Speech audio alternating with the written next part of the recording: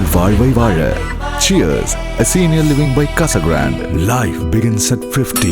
திருப்பரங்குன்றம் விவகாரத்தில் நீதிமன்ற தீர்ப்புக்கு பிறகே சட்டம் ஒழுங்கு பிரச்சினைகளும் கலவர சூழலும் உருவாகியுள்ளதாக மதுரை எம்பி சு வெங்கடேசன் குற்றம் சாட்டியுள்ளார். மார்க்சிஸ்ட் கம்யூனிஸ்ட் சார்பாக மதுரை மண்ணில் மதவெறிக்கு இடமில்லை என்ற பெயரில் உண்ணாவிரத போராட்ட கூட்டத்தில் கலந்து கொண்டு பேசிய சு வெங்கடேசன், பொதுவாக ஒரு சிறிய பிரச்சினை கலவரமாக மாறிய பிறகே காவல்துறை தலையிட்டு அதன் பின்னர் வழக்குகள் பதிவு செய்யப்பட்டு நீதிமன்ற விசாரணை நடைபெறுவதுதான் உலக வழக்கமாக இருந்து வருகிறது. ஆனால் திருப்பரங்குன்றம் விவகாரத்தில் நீதிமன்ற தீர்ப்புக்கு பிறகு திருப்பரங்குன்றத்தில் பிரச்சனையும் கலவர சூழலும் உருவானது. இதில் சட்டம் ஒழுங்கு பாதிக்கப்படலாம் என காவல்துறை நடவடிக்கை எடுத்த நிலையில் அந்த நடவடிக்கைகள் குறித்து நீதிமன்றமே காவல்துறையையும் மாவட்ட ஆட்சியரையும் கேள்வி கேட்கும் சூழல் ஏற்பட்டுள்ளது.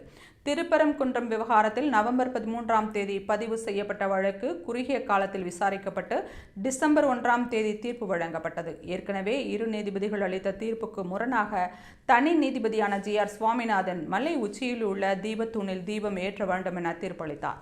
அந்த தீர்ப்பில் 39 இடங்களில் தீபத்தூண் என குறிப்பிடப்பட்டுள்ள நிலையில் தமிழ்நாடு தொல்லியல் துறை 1981ஆம் ஆண்டிலேயே திருப்பரங்குன்றம் மலையை முழுமையாக ஆய்வு செய்தது மட்டுமல்லாமல் தீபத்தூண் உள்ள இடங்களை வரைபடத்துடன் வெளியிட்டுள்ளது. திருப்பரங்குன்றம் மலை விவகாரம் பொதுமக்களால் எழுந்தது அல்ல, மக்களுக்கும் இந்த விவகாரத்திற்கும் நேரடி தொடர்பு கிடையாது என்று தெரிவித்துள்ளார். மேலும் ஆன்மீகத்தையும் மத வெறி அரசியலையும் பிரித்து அறியும் ஆற்றல் தமிழக மக்களுக்கு உள்ளது என்றும் தமிழ் மண்ணில் மத வெறிக்கும் மதவெறி அரசியலுக்கும் வாய்ப்பே கிடையாது என்றும் சு வெங்கடேசன் திட்டவட்டமாக கூறியுள்ளார்.